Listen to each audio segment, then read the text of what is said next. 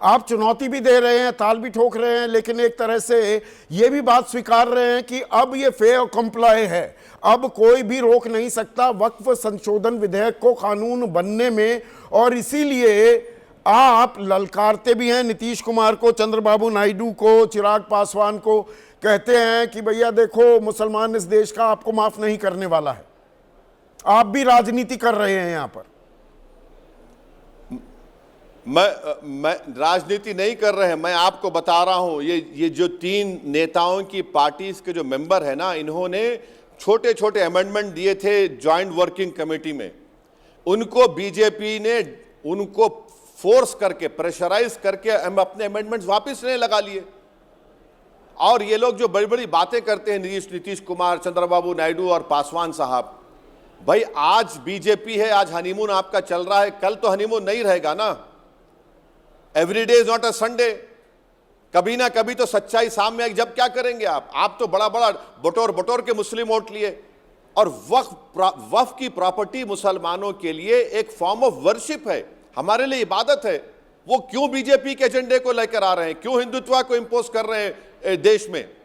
वो तो बोले थे ना कि नहीं एनडीए की सरकार है। अगर एनडीए की सरकार है तो फिर बीजेपी अपना एजेंडा कैसे ला रही है वक्फ बिल के कानून में? हम इसका अपोज करेंगे, जनता के दरमियान में जाएंगे, अदालत में भी जाएंगे, हमारा राइट है। आप कैसे मेरी मस्जिद को छीन लेंगे? कैसे एनडीए का हनीमून चल रहा है, ये नीतीश कुमार, चंद्रबाबू नायडू, चिराग पासवान, अभी हनीमून पीरियड है। आपका हनीमून किसके साथ चल रहा है ओवैसी साहब? आप तो तलाक तलाक तलाक की मुद्रा में रहते हैं। इंडिया गठबंधन की भाई साथ आए, वो इंडिया गठबंधन का आप हिस्सा नहीं है। सर मैं तो ट्विंकल ट्विंकल लिटिल स्टार हूं। मुझे किसी की ना हनी की जरूरत है, ना किसी के मून की जरूरत है। मैं जहां हूं खुश हूं, मैं अपनी लड़ाई लड़ रहा हूं और लड़ते रहूंगा। अब जिसको सत्ता की नगरियों में, गलियों में घूमना है वो घूमे, मगर कोई तो there must be someone to fight a good fight.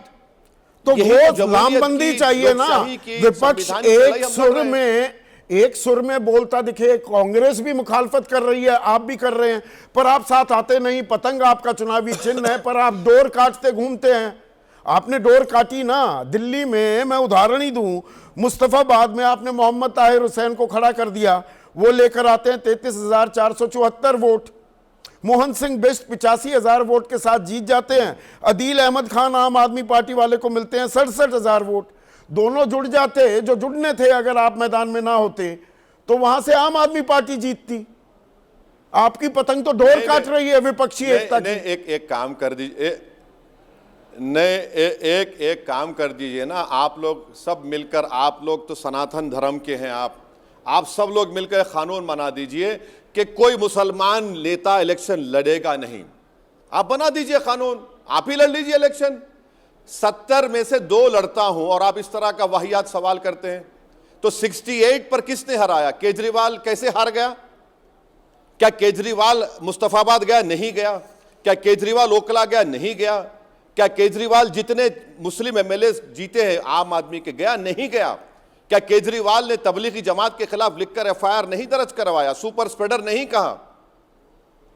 ये कौन सी इंसाफ की बात आप लोग करते हैं सनातन धर्म के होते हुए कि मैं नहीं लड़ सकता हूं? क्यों नहीं लड़ूंगा? भारत का संविधान मुझे इजाजत देता है, मैं लड़ूंगा इलेक्शन। मगर 2 लड़ने में ही ओवैसी साहब वही बटेंगे तो कटेंगे। सुनिए सुनिए सुनिए सुनिए, अरे सुनिए ना, सुन तो लीजिए ना। बीजेपी को कितने सीट आए बताइए? 48 आए ना जी, 48 आए ना। तो चलिए मैं तो 2 लड़ा, अब जिम्मेदारी किस पे डालेंगे आप?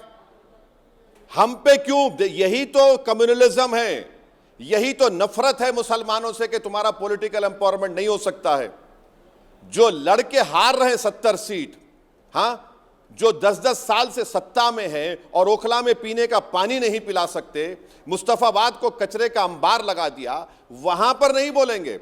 देखिए, मैं सिटीजन विद राइट्स बनना चाह रहा हूं, मैं वोटर बनना नहीं चाह रहा हूं। सिटीजन विद राइट्स अगर मैं बनूंगा तो मुझे हर चीज पर मिलेगी।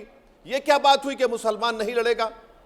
मुसलमान लड़ेगा और कौन सा गुनाह नहीं किया नहीं भाई? बिल्कुल इलेक्शन लड़िए, लड़के बिल्कुल आसमान सर लड़िए, पे पर गिरेगा। आप तो उसी मेरे करे। सवाल का मर्म नहीं समझ पाए। ओवैसी साहब, मैं पूछ रहा हूं, बटेंगे तो कटेंगे, ये बीजेपी ने नारा दिया, वो 80-20 अपना हिंदू मुस्लिम पॉलिटिक्स कर रहे थे, पर ये दरअसल लागू आप पर हो रहा है क्या? विपक्षी गठबंधन पर, जिसके हिस्सा आप है नहीं, इंडिया गठबंधन के हिस्सा नहीं है पर विपक्ष में हैं, आप बटे हुए हैं और इसीलिए कट रहे हैं। एक बात बताइए, कौन कट रहा है? किसका घर टूट रहा है? किसकी मॉब लिंचिंग हो रही है? किसकी मां बहनों को रेप की धमकी दी जाती है? किसको जेनोसाइड की बातें दी जाती हैं? इंडिया अलायंस के किसी नॉन मुस्लिम लीडर को बोला जाता है बात? ये आप पूछ लीजिए उन लोगों से। और ये हमको साथ लेना चाह रहे नहीं लेना चाह रहे, उनको फैसला करना चाहिए। मुझे लिव इन रिलेशनशिप तो सुप्रीम कोर्ट ने अलाउ कर दिया।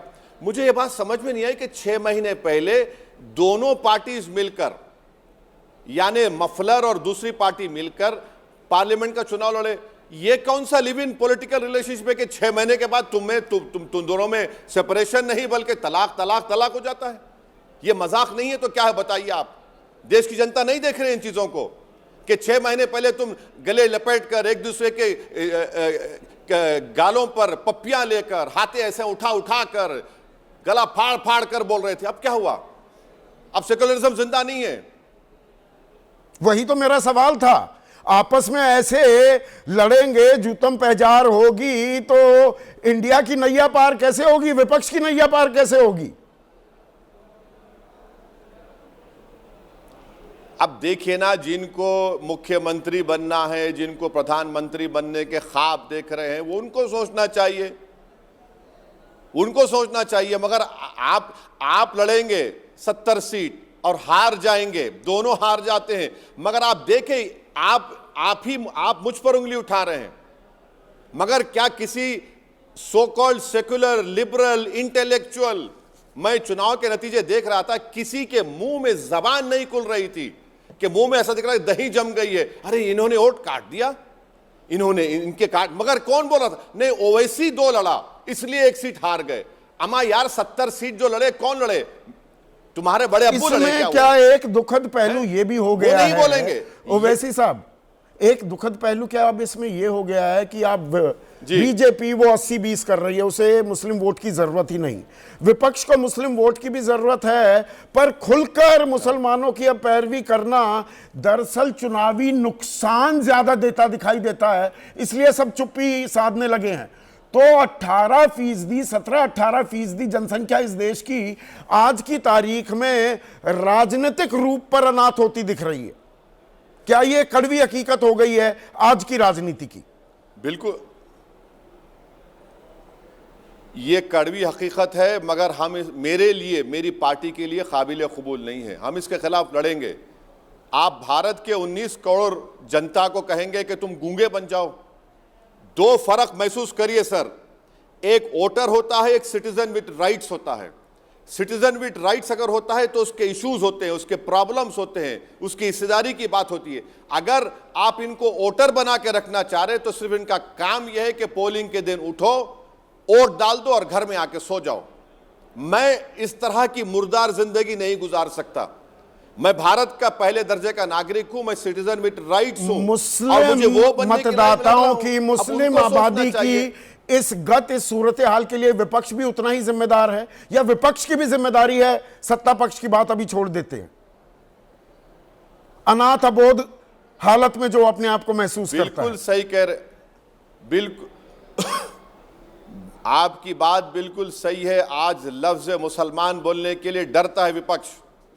मैं आपको बता रहा हूं, केजरीवाल कभी ओखला जाकर कैंपेन नहीं किया, कभी मुस्तफाबाद जाकर कैंपेन नहीं किया, कभी मिठिया महल नहीं गया, कभी चांदनी चौक नहीं गया। क्यों नहीं गया? उसको मालूम, इनको सिर्फ डराओ, इनको वोटर बना दिए हैं, दिमाग में डाल दिए मुसलमानों की तुम वोटर हो, आप सिटीजन विद राइट्स नहीं है। ये डालेंगे, डर के नाम पे डालेंगे, खौफ के नाम पे डालेंगे, अपने हिस्सेदारी को, अपने सिविक एमिनिटीज को, पीने के पानी के मसले को, कचरे को, सुपर स्प्रेडर को, तबलीगी जमात के लोगों को जेल में डालना, सब भूल जाएंगे लोग। यही तो प्रोसेस बन चुका है और इसके खिलाफ हम लड़ रहे हैं। तो ये तो आप लड़ रहे हैं। एक आखिरी सवाल आपसे, और आप कर रहे हैं। आप इस बात पर भड़कते भी हैं, पर आपने लिव इन रिलेशन की बात की आम आदमी पार्टी कांग्रेस को लेकर।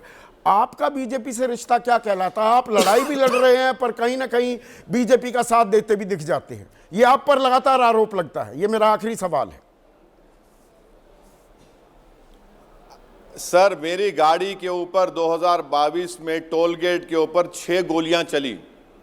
ये अल्लाह का करम था, दुआ थी नेक लोगों की, मेरी माँ की, और नेक लोग बच गया मैं। अब कैसा रिश्ता बोलेंगे उसको आप?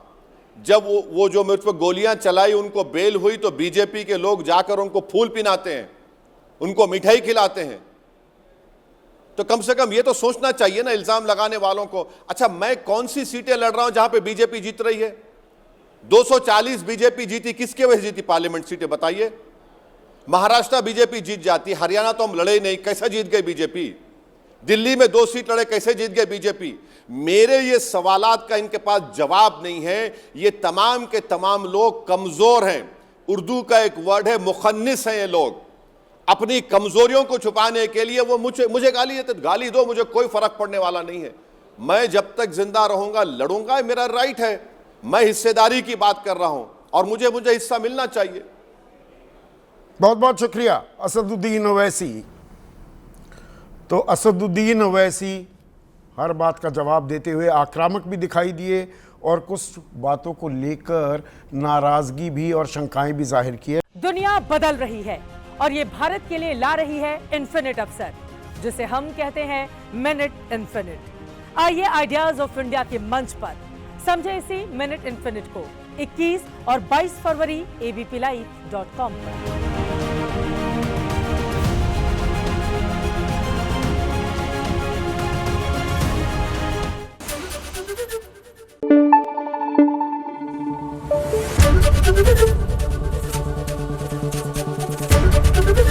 एबीपी न्यूज आपको रखे आगे।